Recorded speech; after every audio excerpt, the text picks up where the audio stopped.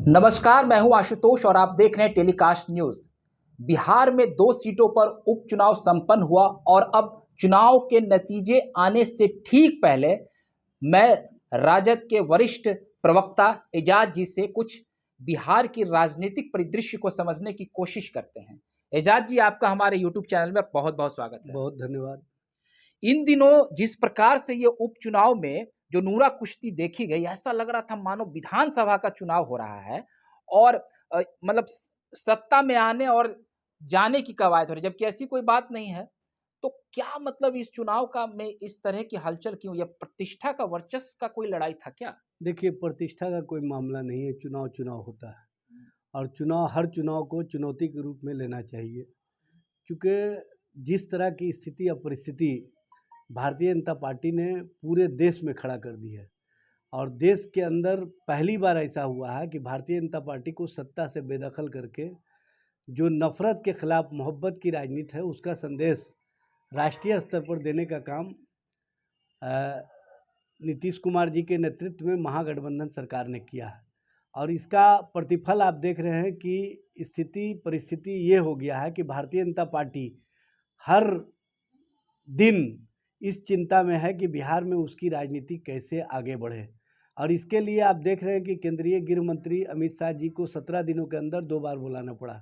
इतना ही नहीं, जो अभी वर्तमान में परिस्थिति है, आप देख रहे हैं कि जो अपमानित किए गए और जिनको अपमानित होना पड़ा, ये दोनों एक साथ मिल गए हैं। और जिस तरह से चिरौरी हाथ जोड़ी करके उनको साथ लाने का काम किया गया और वो भी अपने सत्ता और स्वार्थ के लिए जो समझौता किए हैं, कहीं ना कहीं उससे समाज के बीच में उनका जो एक पैगाम था, ये स्पष्ट रूप से गया कि वो सत्ता के लिए भले समझौता किसी से अपमानित होने के बाद भी कर ले, लेकिन समाज ऐसे लोगों के साथ कभी नहीं खड़ा हो सकता है जो हमारे समाज के एक बड़े स्टालवार्ट नेता को, जो उनके मरणोपरांत उनके क्वार्टर खाली कराने में भारतीय जनता पार्टी और केंद्र सरकार ने भूमिका निभाई है और जिस तरह से उनकी प्रतिमा के साथ वहाँ पर खेल हुआ और वहाँ प्रतिमा को फेंकवाने का काम किया गया, बाबा साहेब भीमराव अंबेडकर जी के प्रतिमा को फेंकवाने का काम किया गया, ये दलित समाज ने अपने अपमान के रूप में लिया है। वो भले जो आंखों में आंसू लेकर के लोगों को बताने का काम कर रहे थे कि हम उनके लिए हनुमान बने हुए थे, लेकिन उन्होंने हमारे घर से बेदखल करके हम लंका को बदला। अफसोस की बात कि आज बदले लेने की जगह उनके साथ गलबहियां कर रहे हैं। इससे ही स्पष्ट होता है कि उनका राजनीतिक स्वार्थ किस तरह से। चिराग जी के आने से क्या मोकामा का समीकरण कुछ गड़बड़ा गया क्या? देखिए, कहीं कोई गड़बड़ाया नहीं है। स्पष्ट प्रमाण है कि भारतीय जनता पार्टी को इस बात का गुमान था कि हम देश की सबसे बड़ी पार्टी हैं, हम अंतर्राष्ट्रीय स्तर पर सबसे ज़्यादा संख्या बल वाले कार्यकर्ता और नेता हैं। उसका स्पष्ट प्रमाण हर स्तर के कार्यकर्ता और नेता हों, सब लोगों को इस्तेमाल कर लिया भारतीय जनता पार्टी ने, लेकिन जन समर्थन गायब मिला। ये बताइए कि इन 2 सीटों पर क्या एनडीए की जीत हो रही है या महागठबंधन आसानी से जीत रहा है? महागठबंधन स्पष्ट रूप से जीत रहा है, भारी बहुमत से जीत रहा है। इसका प्रमाण है कि 2 दिन पहले ही भारतीय जनता पार्टी को गोपालगंज के चुनाव का आभास हो गया कि वोट से हार सकते हैं, तो कोर्ट का सहारा लिए। और आप देख रहे हैं कि मोकामा में स्थिति और परिस्थिति ये रहा कि भारतीय जनता पार्टी अब चुनाव के बाद ये इल्ज़ाम लगाना शुरू किए कि हमारे साथ अन्याय हुआ। इससे ही स्पष्ट होता है कि भारतीय जनता पार्टी कल के चुनाव परिणाम से पहले ही इस बात को मान चुकी है कि वो इस चुनाव में हार गए हैं और हारे हुए लोग जो खींच निकालते हैं, वो उनके बयानों से भी स्पष्ट रूप से। ये बताइए जरा, बिहार का जो आप चुनावी गणित हमको समझा दीजिए कि जो महागठबंधन के पास अभी सीटों की संख्या है और मांझी जी को भी अगर राजद में जोड़ दिया जाए, तो क्या बिना नीतीश कुमार जी के भी अब अगर इन 2 सीटों पर आपकी जीत होती है तो वो समीकरण आपको सत्ता के करीब ले जा रही है? कहाँ ये सब मामलों में लगे हुए हैं। स्पष्ट रूप से माननीय नीतीश कुमार जी के नेतृत्व में महागठबंधन जो 7 दलों का है, ये बेहतर ढंग से सरकार चला रहा और बेहतर ढंग से। अगर आप सीट जीत जाते हैं तो सत्ता की लालच तो किसी को भी होती है। अगर मगर की राजनीति हम लोग नहीं करते हैं। इसमें बुराई क्या है? नहीं, हम लोगों का एकमात्र लक्ष्य है कि भारत में जो नफरत फैलाने वाली शक्तियां हैं। जिस तरह से हमने बिहार से उसको उखाड़ फेंका, उसी तरह से दिल्ली से भी उखाड़ बिहार फेंकने की का काम जनता तो करेंगे। अब नीतीश कुमार को नकार रही है ना। तेजस्वी यादव युवा हुआ अकेले दम पर मुख्यमंत्री बन जाए तो दिक्कत क्या है? कहाँ आप ये सब बातों में जा रहे हैं?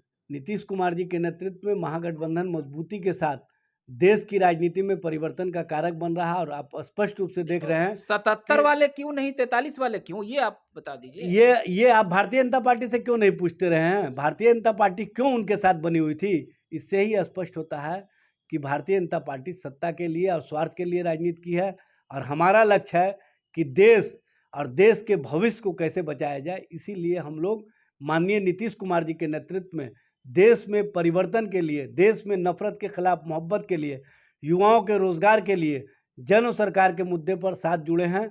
और ये 7 दलों का महागठबंधन, जिस तरह से भारतीय जनता पार्टी अकेले, 7 दल एक साथ, उसी तरह की स्थिति और परिस्थिति 2014 वाले 2024 में वापस नहीं आए, इसके लिए बनाने का काम किया जा राजद रहा के है। तो कई नेताओं ने कहा ना कि अब तेजस्वी यादव की ताजपोशी बहुत ही जल्द होगी। बड़े नेताओं ने कहा। तेजस्वी जी ने जो कहा उसको क्यों नहीं कहते हैं? तेजस्वी जी ने कहा कि ना मुझे कोई जल्दी है, ना माननीय नीतीश कुमार जी को तो वो जल्दी है। खुद से कैसे कहेंगे? देखिए, स्पष्ट रूप से है कि देश की राजनीति और देश का जो मिजाज है, वो है भारतीय जनता पार्टी से छुटकारा। और इसके लिए हम लोग जो लक्ष्य लेकर के चल रहे हैं, जो संकल्प लेकर के चल रहे हैं, उस संकल्प से कोई डिगा नहीं सकता। अच्छा, एक सवाल का आप और जवाब हमको दे दीजिए जल्दी से, कि कल पीके ने जो इतना बड़ा आरोप आप पर लगाया कि आप मुसलमानों को हितैषी नहीं है, 77 वाले हैं तो एमवाई समीकरण है, 75 वाले बीजेपी थे तो 2 डिप्टी सीएम रखे, आपने नहीं रखा, आपके समुदाय को, मतलब अल्पसंख्यक समुदाय को बिहार में बंधुआ मजदूर बना कर रखा है। देखिए, पीके क्या कहते हैं उसका कोई बात का वजन नहीं है, और पीके तो प्रोफेशनल्स आदमी है। प्रोफेशनल आदमी आज मेरे साथ हैं, कल किसी और के साथ चले जाएंगे। राष्ट्रीय जनता दल सभी वर्गों, सभी जातियों, सभी समूहों को लेकर के चलने वाली पार्टी है, और राष्ट्रीय जनता दल ने अल्पसंख्यक समाज के लिए, मुसलमानों के लिए क्या किया है ये बताने की आवश्यकता नहीं है। इसको सारे लोग महसूस करते हैं, और अल्पसंख्यक समाज को भी पता है कि जो आज अल्पसंख्यक कल्याण मंत्रालय पूरे भारतवर्ष में है, ये माननीय लालू प्रसाद जी के कार्यकाल का देन है। अल्पसंख्यक आयोग को कानूनी दर्जा देने का काम किया। 15 सूत्री कार्यक्रम के माध्यम से हमने अल्पसंख्यक क्षेत्रों में विकास का काम किया, और अल्पसंख्यक को लगातार पार्टी के हर स्तर पर नेतृत्व के द्वारा मान सम्मान और उनका हर तरह का ख्याल रखा जाता है। इसलिए पीके के बातों में कोई दम नहीं है। पीके जैसे लोग कितने आते हैं, कितने चले जाते हैं, ये बात सबको पता है।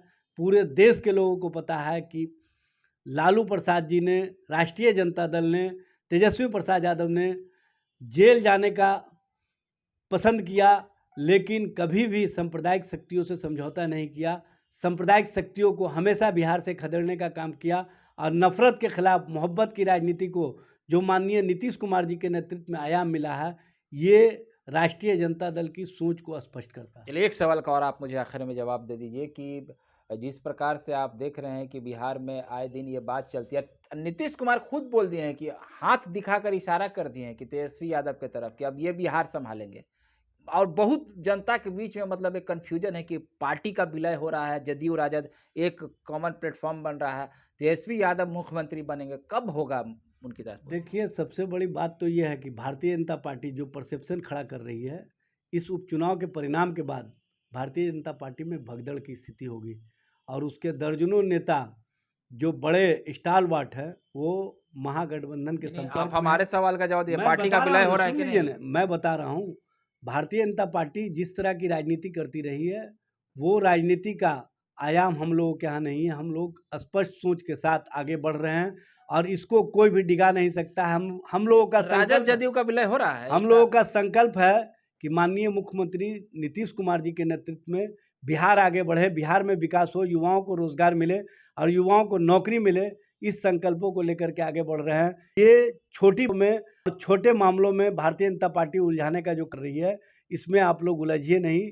ये बिहार के बेहतरी के लिए जो होगा वो नेतृत्व के स्तर पर फैसला होगा। इसमें सुशील मोदी की बातों से कोई असर नहीं पड़ने वाला। चलिए, तो ये थे एजाज जी जो बहुत बेबाकी से बता रहे थे, लेकिन हम लोग ये जानने की कोशिश कर रहे हैं कि बिहार में जो राजनीतिक भविष्य की ओर करवट ले रहा है, जिस तरीके से राजद और जदयू के विलय की बात हो रही है, नीतीश जी को राष्ट्रीय स्तर पर नेतृत्व की बात चली और बिहार में तेजस्वी प्रसाद यादव के नेतृत्व की बात चली। बहरहाल आगे हमें और अभी देखना होगा, थोड़ा इंतजार करना होगा। अभी लोग खुलकर बोलने से बच रहे हैं और चुनाव परिणाम क्या आता है उसके बाद बिहार के राजनीतिक परिदृश्य में इसका क्या असर पड़ेगा, ये हमें आने वाले समय में देखने को जरूर मिलेगा। अगर आपको हमारा ये वीडियो अच्छा लगा हो तो कृपया कर लाइक, सब्सक्राइब और शेयर करना ना भूलें। अगली बार एक नई वीडियो के साथ आपके सामने हाजिर रहेंगे। तब तक के लिए आप हमें इजाजत दीजिए। बहुत बहुत धन्यवाद।